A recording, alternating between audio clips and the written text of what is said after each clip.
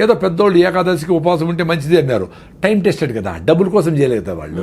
ఇప్పుడు ఉన్నట్లు కూల్ డ్రింకులు అన్నీ స్పోర్ట్స్ అని కథ చెప్పి కూల్ డ్రింకులు అమ్మేసేది, లిప్స్టిక్లు అమ్మేసేది చేయలేదు కదా అప్పుడు. సో దాన్నే ట్రస్ట్ ఇట్. అందుకని ఏకాదశికి ఉపవాసం ఇప్పుడు 36 hours ఉంటా. ఈరోజు సాయంత్రం నిలిపేస్తే ఫుడ్, రేపు ఏకాదశి 0 ఫుడ్, ఎల్లుండి పొద్దున్న వరకు నో ఫుడ్ 36 hours. కొన్నిసార్లు అట్లీస్ట్ 3-4 times నెక్స్ట్ రోజు కూడా నిలిపేసిన. అంటే 36 + 24 60 hours కూడా నో ఫుడ్. మరి ఎట్లా?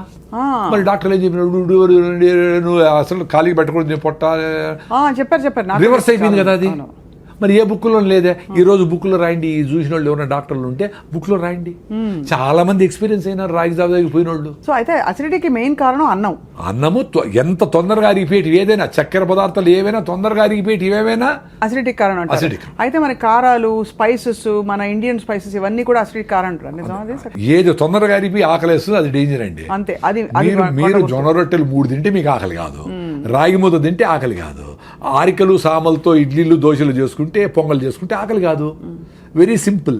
సో నీకు స్లోగా చిన్నగా అరుగుతా కార్బోహైడ్రేట్స్ అరిగి కొంచెం ఎనర్జీ ఇచ్చి మళ్ళీ ఫైబర్ అడ్డపడి మళ్ళీ ఇచ్చి అట్లా మీకు ఫుడ్ మీద. నేను పొద్దున్న తిన్నానండి, మీ మీద ప్రామిస్. పొద్దున్న తిన్నా, ఇంతవరకు ఏమి లే. 4వది ఉత్త వాటర్ తాగిన, టీ సార్ గ్రీన్ టీ ఏమి లేదు, 0. ఎట్లుంది ఎనర్జీ? మరి అందరూ ఇట్లా బతకచ్చు కదరా నాయన. ఎందుకురా? ఆరోగ్యం కోసము, హెల్త్ కోసము, హ్యాపీనెస్ కోసము సిగరెట్ తాగుతారు, టీ తాగుతారు. టీ తాగిపోతే నా బుర్ర పని చేయలేదంటారు, సిగరెట్ తాగిపోతే నేను బాత్రూమ్ పోలేనంటారు. ఇది చేసుకో. అరే పొద్దున్న లేచినప్పటి నుంచి బబ్లింగ్ ఎనర్జీతో ఉండేట్లుగా మనిషికి ఒక్కడికే స్కోప్ ఉంది. ఎందుకంటే ఫుడ్ గ్యారంటీ. ఎవరు వచ్చి మీద పడతారని భయం ఏమి లేదు. ఎక్కడికి పోయినా ఇప్పుడు వేరే జంతువులకి ఎప్పుడెప్పుడు ఏమేమి జరిగిపోతుంది భయం కదా పాప. వాటికి జింకకేమో పులి వచ్చి చంపేస్తున్నారు. పులికి అసలు జింక దొరుకుతుంది లేదని భయం దానికి. ఎందుకంటే 92 సార్లు జింక దొరకదు. దానికి ప్రాణ సంకటము, దీని ఫుడ్. సో ప్రాణ సంకటం ఈజ్ మోర్ రెలవెంట్. కాబట్టి దొరకకుండా పోయేదానికే ఛాన్స్ ఎక్కువ. ఇది కూడా నేను చస్తాను అనుకొని నేను ఫుడ్ లేకపోతే చచ్చిపోతాను అనుకుంటేనే అది దొరికేది. ఇది మనలాగా 1 గంట అయింది కాబట్టి ఆ స్మెల్ వచ్చింది, బిర్యానీ కలర్ వచ్చింది, అది చూస్తే జింక దొరకదు. అంత సీరియస్గా పెరిగింది. సో అంత ఫుడ్ రిక్వైర్మెంట్ ఉండేటప్పుడే తినేది జంతువులని. మనము ఇంత సెక్యూరిటీగా ఫుడ్ మంచిగా హ్యాపీగా పెట్టుకొని 9 గంటలకు పోవాలా, 8 గంటలకు స్టార్ట్ చేసి టైం ఉంది రాని పిల్లోళ్ళందరూ కూర్చోపెట్టి అది వేసుకొని, అమ్మ ఇది బాగాలేదా, ఈ చట్నీ వేసుకొని వేసుకో అని దాని మీద డిస్కస్ చేస్తా కింద కూర్చొని అందరూ చుట్టూ పెట్టుకొని బాగా ఫుడ్ని ఎంజాయ్ చేస్తా అట్లా పోవాలా.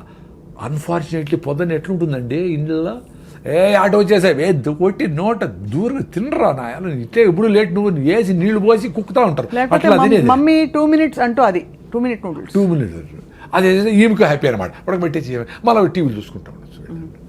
ఎంత దరిద్రం అండి బాగా. అసలు ఎవరికి ఓపిక లేదు. ఆశ్చర్యం అదే. ఇప్పుడు మేమేదో 45 ఏళ్ళకి ఆర్గానిక్ ఫార్మింగ్, నేచురల్ ఫార్మింగ్, దేశీ ఆవులు, బటర్ మిల్క్, మన పెరుగు, మన ఫుడ్, మన చెరుకు, మన బెల్లం అని అది ఎంజాయ్ చేస్తాం ఇప్పుడు. అందుకని ఇంత ఎనర్జీ ఉంది మాకు. 2 things అండి. ఒకటి ఆరోగ్యంగా బబ్లింగ్ ఎనర్జీతో ఉండి చచ్చిపోవాలా, లేదు బతకాల, లేదంటే చచ్చిపోవాలి. 2 ఉంటాయి ఆప్షన్స్. బతకాలి లేకపోతే చచ్చిపోయారు. పెద్దోళ్ళందరూ అట్లే ఉండి ఇట్లా ఉంగిపోయింటుంది ముసలామె. అయినా ఆమె యాక్టివ్గానే ఉండి ఊరికే మాట్లాడు, పల్లీలు వేసుకుంటుంది, ఊలుస్తూ ఉంటుంది, ఏదో దారాలు కడతాడు, జుట్టు పెడతాడు, ఏదో ఒకటి చేస్తూ ఉంటుంది. ఆ రాత్రి పడుకుంటే అది పొద్దునే చచ్చిపెట్టారు, లేదో దగ్గు వస్తూ చచ్చిపెట్టారు. ఇప్పుడు పండిపోయినారు, 90 ఏళ్ళు వచ్చినాయి. పండిపోయిన ఆకు గాలి వస్తే ఆ రోజే రాలుతుంది, లేకపోతే రేపు రాలిపోతుంది. అంత సింపుల్గా చచ్చిపోయినారు వాళ్ళు. మనం ఇప్పుడు డబ్బులు ఉన్నాయి కదా అని చెత్తంతా తిని 40 ఏళ్ళకంతా బీపీలు, షుగర్, థైరాయిడ్ తెచ్చుకొని ఇట్లా పెట్టుకొని హోల్ వేసుకొని బ్యాగ్ పెట్టుకొని పెట్టుకుంటా జల్లు గార్చుకుంటా తోస్తా ఉంటే ఎందుకులా బతికేది? అట్లా 80 ఏళ్ళు బతికేది ఎందుకు? డబ్బులు ఉన్నాయని. మీ చేతుల్లో ఉంది కదా, యాక్సిడెంట్ కాకుండా తోలేది, ఆరోగ్యంగా ఉండేది. కొంచెం ఫిట్నెస్ కోసం పొద్దునే పరిగెత్తండి, ముందులాగా పనులు లేవు. పొద్దున్న 1 గంట సేపు కేబీఆర్ చుట్టూ పరిగెత్తాలి కదా, పెద్ద అదృష్టం కదా మీకు. ఆ చుట్టుపక్కల డబ్బులు కూడా అయినక్కడ చుట్టూ పరిగెత్తే మీ హార్ట్ లంగ్స్కు పాల్పిటేషన్ వచ్చి హార్ట్ కొట్టుకుందే, మీకు బ్లడ్ సర్క్యులేషన్ బెటర్ అయ్యి మొత్తం ప్రతి సెల్కి ఆక్సిజన్ అందందే మీరు ఆరోగ్యంగా ఉండలేరు. వారానికి 2 రోజులైనా ఆ పని చేయాల్సిందే. వారానికి ఒక్కరోజైనా నువ్వులు పోసుకొని ఎండలో లేకపోతే మీకు విటమిన్ D3 రాదు. మామూలుగా పనిచేసే అందరూ ఏసీల్లో ఉన్నారు. మీ B12 రావాలంటే అంబలి, ఈరోజు మిగిలిపోయిన నీళ్ళు పోసి పొద్దున్నే అంబలి అది చేసుకొని గట్ మైక్రోవేవ్ ఇంప్రూవ్ చేసుకుంటే మీ గట్ నుంచి బ్రెయిన్కి బ్యారియర్ ఉంటుంది అడ్డం, దాన్ని దాటుకొని బ్యాక్టీరియా ఒకటే పైకి పోతుంది. పైకి పోయి అక్కడ బ్యాక్టీరియాతో డ్యాన్స్ చేస్తుంది. అట్లా మన బాడీలో 350 ట్రిలియన్ల బ్యాక్టీరియా ఉంది. అవును. ఒరే మీరు బ్యాక్టీరియా జీరో బ్యాక్టీరియా తోచి వస్తూ ఉంటారు అందరూ, సైన్స్ చదువుకున్న వాళ్ళు అందరూ. అన్నం తినేటప్పుడు కడుక్కోండి చెయ్యి ఒకసారి. అంతేగాని బ్యాక్టీరియా కోసం చేసి తోమి వేసి నోట్లో లిస్ట్రిన్ డెటాల్ గిటాల్ ఎన్ని వాడు చంపేస్తారు స్వామి. అవి ఏంటి, నువ్వు బతికితే మేము బతకాలి కదా అని పాపం అవి మనములు బతికించేదానికి అవి లోపల పని చేస్తా ఉన్నాయి. మనం వాటి ఎప్పుడు చంపుదామని ఉండవు. ఏందిరా ఇది సైన్సా? అందులో గుడ్ బ్యాడ్ రెండు ఉంటాయి కదా సార్. కానీ గుడ్ బ్యాక్టీరియా బ్యాడ్ అవి గుడ్ బ్యాడ్ మనం డిఫైన్ చేసినాము. గుడ్ బ్యాడ్ ఏం వాటికేం తెలుసు పాపము. ఇప్పుడు మనకు మంచి చేసే బ్యాక్టీరియా ఎక్కువ ఉంటే చెడ్డ చేసే బ్యాక్టీరియా స్టెఫ్లోకాకస్ వీటిని ఆడబెట్టి మూలకు పడి గమ్మునుండు అని చెప్పి ఇది చెక్ చేస్తా ఆడ పెట్టింటుంది అంతే. దాన్ని ఎలిమినేట్ చేయాలని నువ్వు నానా కష్టాలు పడి యాంటీబయాటిక్లు వేసి చిన్న జ్వరం వస్తే ఏదో ఫైటింగ్ జరుగుతూ ఉంటుంది, జ్వరం వచ్చింది ఆ ఫైటింగ్ చేస్తూ ఉంది, వదిలేదాన్ని నువ్వు రోజు రెస్ట్ తీసుకో. ఆకలి కాదు అన్నం తినొద్దు, అది కూడా నేచరే చెప్పింది. నీకు ఆకలి కాకుండా రే నేను ఫైటింగ్ చేసుకుంటే ప్లీజ్ ఈరోజు తిండి నిలపరా అని చెప్తే మళ్ళా నువ్వు మందు వేసుకొని డోలు వేసుకొని మళ్ళా తింటావా? చెత్తనాయాల ఎంత దరిద్రం అదే. అదే హోటల్ నుంచి సూప్ తెప్పించుకుంటారు సార్ చాలా మంది. సూప్ కాదు బిర్యానీ. వాళ్ళ అమ్మే చెప్తా జ్వరం తగ్గింది ఇప్పుడు తిన్నా అయినా ఐస్ క్రీమ్ తిని నీకు ఇష్టమైంది అని. ఎంత బ్యూటిఫుల్ అంటే నేచరు. ఆ కుక్కకి జ్వరం వస్తే మటన్ పెట్టినా తిందు, అడవి గడ్డి తిని వామిటింగ్ చేసుకుంటా తిని అబ్బాయిని వామిటింగ్ చేసుకుంటుంది. మరి నువ్వేంది జ్వరం వచ్చిందిరా నేను ఫైట్ చేసి వదిలేరా ఒక్కరోజు అంటే మళ్ళా ఫుడ్ పెట్టి అబ్యూజ్ చేస్తావా? మళ్ళా హాస్పిటల్లో చేరి సెలైన్ పెట్టించుకొని యాంటీబయాటిక్లు వేసుకొని మొత్తం అన్ని నగలన్నీ వేసుకునేట్లన్నీ సెలైన్లు పెట్టించుకొని హాయిగా ₹1,00,000 ఖర్చు పెట్టుకుంటావు. అంత దరిద్రమే.